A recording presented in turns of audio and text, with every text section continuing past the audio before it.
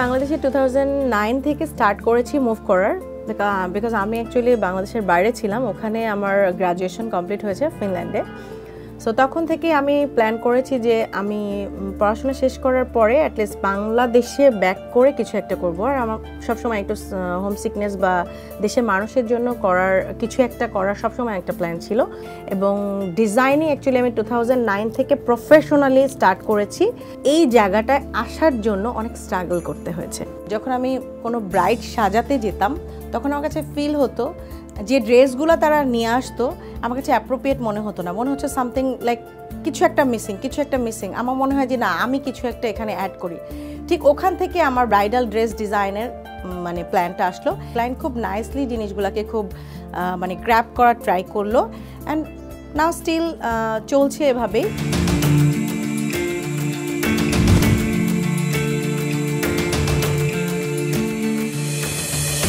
তো আস্তে আস্তে আমি যেটা করি, আমি ড্রেস ডিজাইনের সাথে সাথে জুয়েলারিও স্টার্ট করি।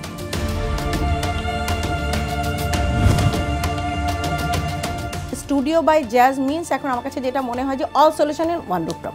This is the main focus.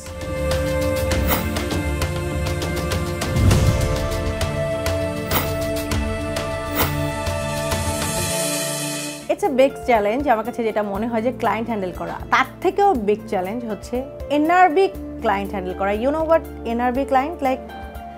Out of BD, America, Canada, UK, Dubai, Saudi Arab. আমি এদের সাথে যখন হ্যান্ডেল করি, লাইক এদের এক ধরনের ডিজাইন থাকে যে আমি এই জিনিসটা চাচ্ছি, এটা কিন্তু সে আমার এখানে দেখছে না, সে টোটালি ফোকাস করছে পিকচারের উপরে। অ্যান্ড দেন সে আমাকে বিলিভ করছে, আমি তার ড্রিমটাকে পূরণ করে আমি ওখানে পাঠিয়ে দিচ্ছি, সেটা পড়ছে। এটা আমার কাছে অনেক বড় চ্যালেঞ্জিং। তাদের ওই বিলিভের জায়গাটা আমি ক্রিয়েট করতে পেরেছি। আই ফিল যে তারা না দেখে আমাকে ডিরেক্ট অর্ডার দিচ্ছে এবং ভিডিও কলে আমি তাদের মেজারমেন্টটা নিচ্ছি, লাইক যে এটা এইভাবে নিতে হবে, কোন কোন মেজারমেন্টটা নিতে হবে, সব কিছু নিয়ে ফাইনালি যখন আমি তাদেরকে রেডি করে প্রোডাক্টটা তাদের কাছে পাঠাই এবং তারা যখন আমাকে ছবি তুলে পাঠায়, ইট ওয়াজ লাইক আমার পুরা কষ্টটা একটা ডিফারেন্ট একটা ফিল আমি ক্রিয়েট করি। আই ফিল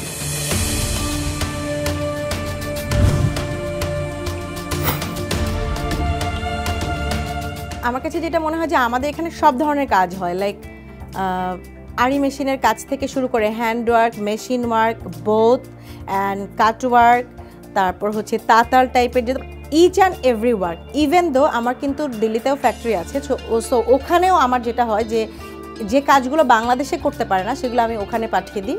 আমার মিনিমাম 45 ডেজ লাগে যে ওটা হচ্ছে মেক করে আসতে। ইভেন আমি এখন নতুন আরেকটা ডিজাইন স্টার্ট করেছি, আমার ডিজাইন, কিন্তু ওটা হচ্ছে পাকিস্তানে যায়, আমার ডিজাইনটা রেডি হয়ে পাকিস্তানের যে মেশিন ওয়ার্কগুলো থাকে ওগুলা থেকে কাজ হয়ে দেন ওটা বাংলাদেশে আসে। আফটার দ্যাট আমি আবার ওগুলাকে মানে এখানে এসে আমি অ্যাসেম্বল করি। সো সব ধরনের কাজই মোটামুটি আমাদের এখানে হচ্ছে এখন।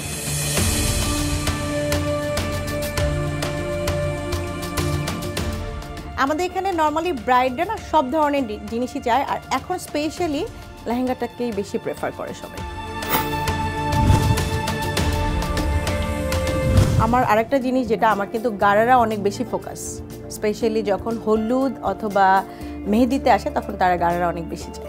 স্পেশালি যেটা আমি বলবো যে গাউনেও আমি অনেক বেশি এক্সপার্ট। এখন হোয়াইট গাউনটা অনেক বেশি মানে ফোকাস করছি আমরা, বিকজ সবাই ওয়েস্টার্ন চায়, অনেক ডিফারেন্ট থাকে। তো অ্যাকচুয়ালি নেক্সট আমার প্ল্যান হচ্ছে ওয়েডিং ডেস্টিনেশন হাউস যেটাকে বলে, বা ওয়েডিং ডেস্টিনেশন রিসোর্ট বা palace. So in a long run আমার ওটারই একটা প্ল্যান আছে। ইনশাল্লাহ আমি অ্যাজ সুন অ্যাজ পসিবল ওটাতেই স্টার্ট করতে যাচ্ছি, এবং আই থিঙ্ক যে আমি যখন ওটা স্টার্ট করব ইচ অ্যান্ড এভরিথিং আমরা ওখানে পাবো, একদম বিয়ের প্যালেস থেকে শুরু করে বিয়ের ড্রেস পর্যন্ত, জুয়েলারি, ইচ অ্যান্ড এভরিথিং। আমি ওই জায়গাটায় আমাকে দেখতে চাই।